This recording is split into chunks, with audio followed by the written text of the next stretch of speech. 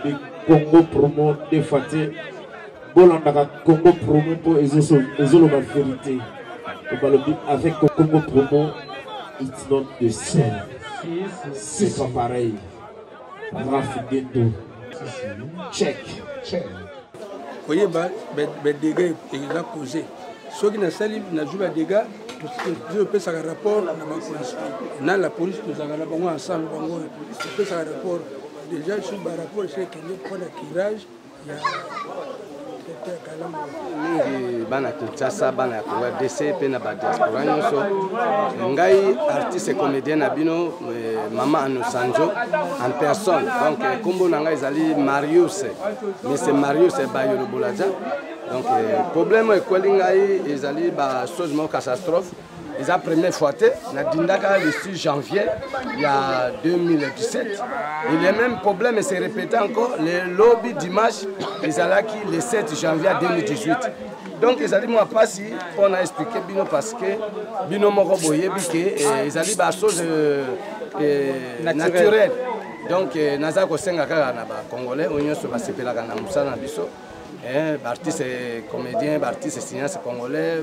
Hugues la coiffe Ikoté. Et enfin, je suis arrivé. Salon Hugues la coiffe Ikoté. Non seulement c'est un salon de coiffure, mais aussi une machine de transformation des hommes et femmes. Regardez-moi comment je suis. Vilain. Mais attendez, 2 minutes. Bogart. Vous allez voir.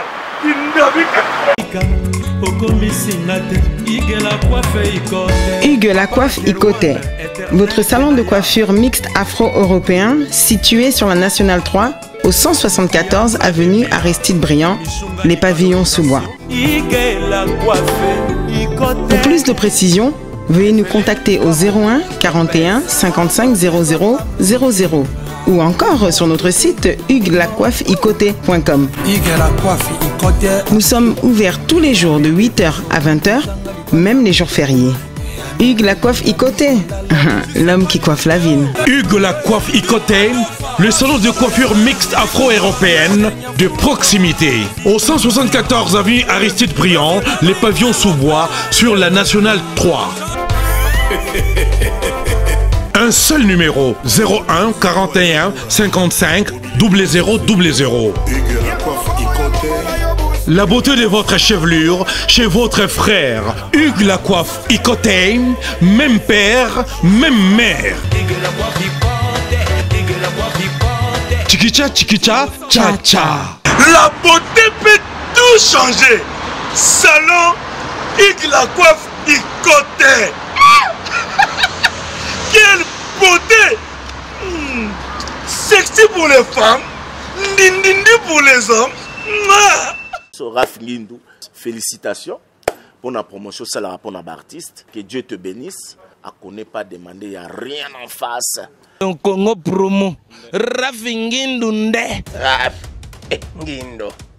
Congo promo. Merci nada bena fier na Congo promo. Et ça sito bena no number 1. Donc sito bena intellectuel. Boss Raph Ngindou, en tout cas, on a passivement bambou. Raph Ngindou, le présentateur, la force créative, Congo Promo. Boroto, ça n'a pas militaire, la Congo Promo. Et faites comme moi, allez voir Congo Promo, tv5.com. Donc, au nom de Jésus-Christ, nous bénissons le Congo Promo. Avec Raph Ngindou, Congo Promo ne tombera jamais. Piccolo Congo Promo nde. Ouais, balobi Raph Ngindou. Congo Promo toujours, grande puissance. Come on. Congo Promo qui torcos net na film. Congo Promo babunda na nango. Raph Ngindou. Congo Promo. What a plus, what a boss là. Avec beaucoup de douleur que je vous présente cette émission. Après la pluie vient les bons temps, dit-on, mais ici à Kinshasa, après la pluie vient le mauvais temps. En tout cas, chers fans, vous qui nous suivez de partout, merci déjà pour la confiance que vous me faites. Moi, je suis là pour vous informer, pour vous donner de news sûres. Et salutations déjà à tout le monde, partout où vous êtes, partout où vous nous suivez. Merci pour l'attention particulière à cette émission. Merci déjà Papa Dave Moubama, les papas de Joyce Davline, ma fille chérie, bisous à toi. Merci et salutations à Timothée côté Piana Serge, notre cordon, et notre DT Christian Boui. Et salutations à notre boss, l'ingénieur Raf Nguindou, notre papa depuis les États-Unis. Je pense aussi à mon PDG, le PDG Ali Maïmo, la fondation Alma Mobimba. Papa Fire Monaki, notre directeur.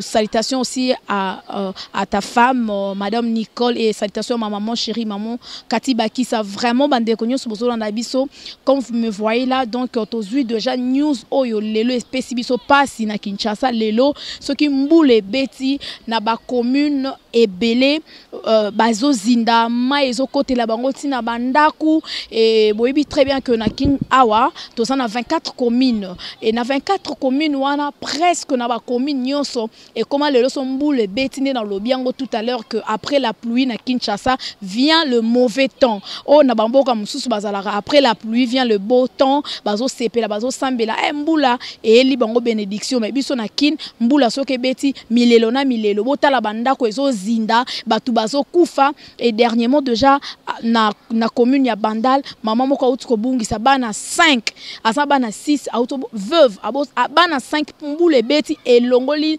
batol et kwesi mur et bomi batu et lelo na émission na biso ya lelo bande ko bosolo na biso artiste comédien au bolingara mingi mama Ano Sanjola to salane bémission et belé na Congo Promo télévision même awa na kin na chaîne na biso ngana lekara na kin awa bande ko bosolo na biso azana lopangu na ye asomba na salongo mais lelo et salibiso na mawana pasi pona kolakisa bino ba image oyo on n'a peu rien c'est notre travail pour la bande de Kobosolanda biso bomona mbula e beti lelo na Kinshasa e bukinda kunaye e kwesi biloko nyonso en tout cas aza donc na place à kolala te na ye na mwasi na bana je me reviens Papa Daf Moubamba, déjà si vous êtes prêts, Alex Labino Lémon. Et juste après, je veux vous retrouver. Vous allez me retrouver, bien sûr que oui, pour la suite de cette émission. Voilà, c'est parti. Suivons déjà les images et on se retrouve juste après.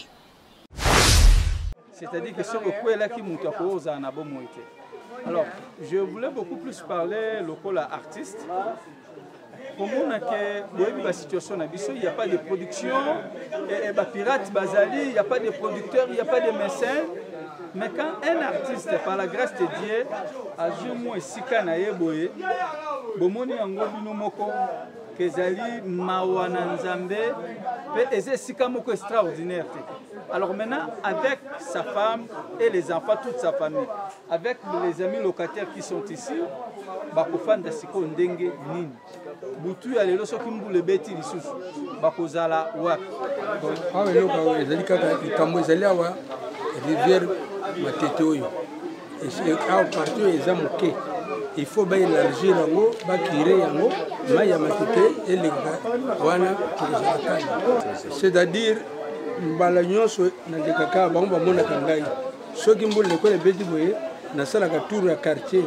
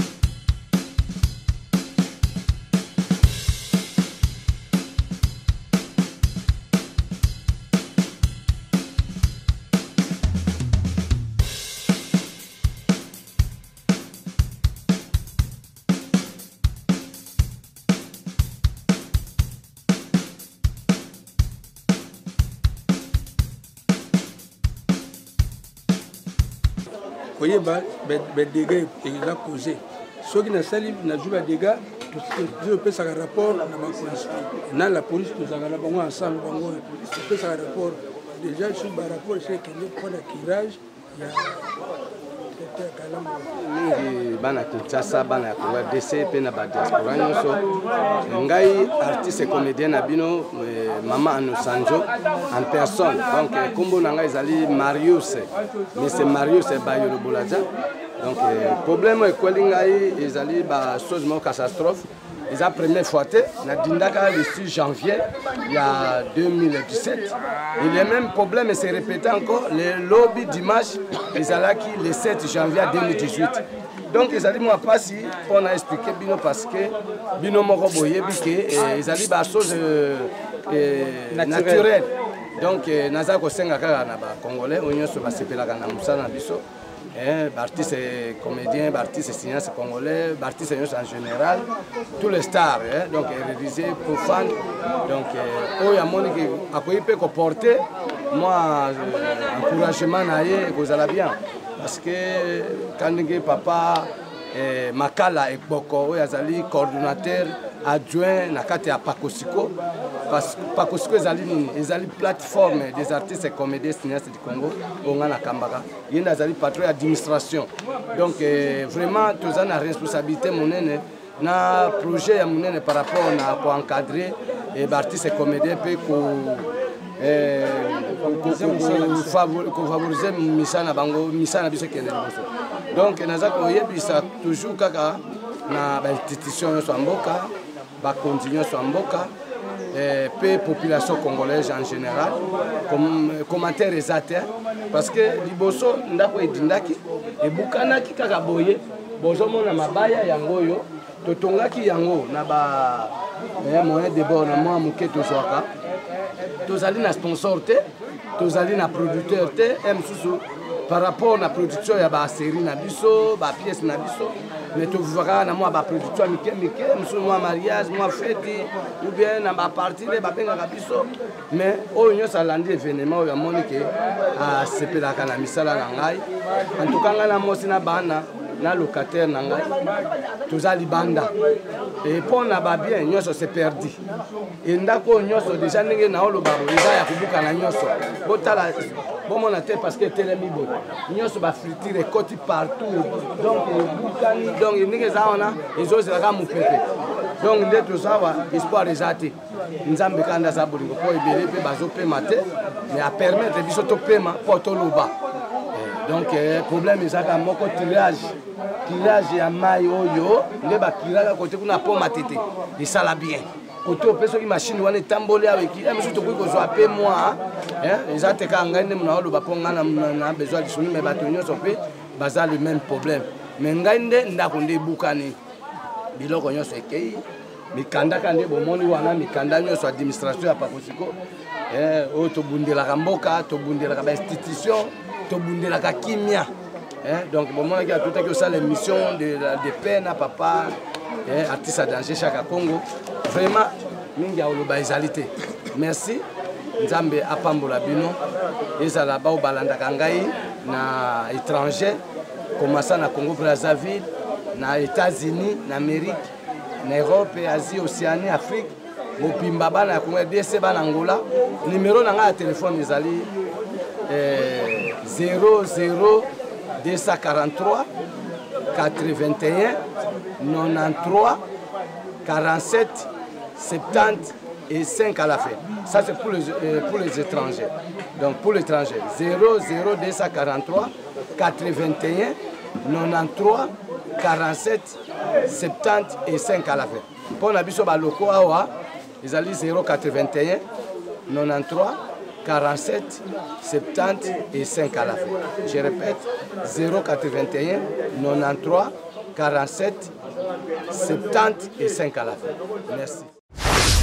beaucoup déjà à Papa Dave Moubama, Timothée Piana Serge, merci beaucoup notre cordon et salutations à Maman Emilie Nzemba, Oyangai, moi c'est à Papa Tous Pepeli Ambetolo depuis London, champion Kayembeno Kwabana na Kenya, Chaleur, salutations à vous, Blaise Kava Igwe leader, toujours depuis Kenya, Merlin, Maman Nasserline, Lokolo Boko, donc bisous et belé, et salutations aussi à John Loubila l'exceptionnel, Many Exit, donc yo ebi ma solo, Kande Zalaki, Neto Solo Laka, merci beaucoup déjà, et je pense aussi à la joie Amado Pichuna depuis France, ma belle Esther Mumbanda depuis Colorado, Pasteur Fils et Kanga depuis Colorado, salutations en tout cas à ma partenaire Nanga, au soutenir de loin ou de près, en tout cas merci infiniment à vous, pour mon image et salibiso vraiment pas si makasi, ya komona mbula o ebeti lelo et kwe ici bandaku, maman no sanjola artiste comédien oyo asala musala malamu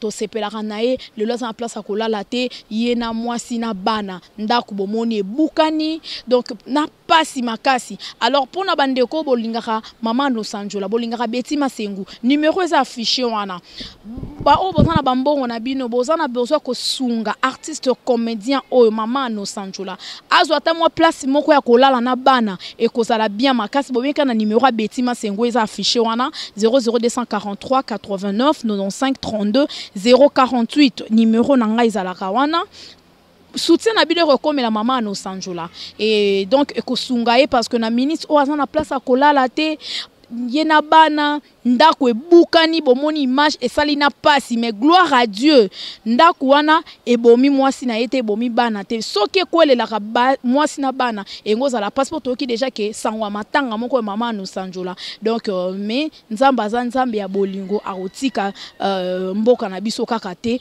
donc ba soutien na bino bande ko na biso boza na poto boza na Afrique awa boza partout eza na Angola eza na Londres kuna place mame Milinze Mbazali moi c'est papa tous pepele Betolo ezala kuna na Colorado place Esther Mumbanda zali na Dallas place John Lubila zali na France kuna place la joie Amado azali Pichuna bisika kuna partout dans le monde bisika nyonso bozali en tout cas aide nabino et kozala malamu makasi et nzamba rozanga te kopambola bino. Voilà, nous sommes déjà à la fin. Merci beaucoup à tout le monde, merci en tout cas de nous avoir suivis et d'ici là portez-vous bien, on se retrouve déjà à la prochaine. Voilà, merci, ciao.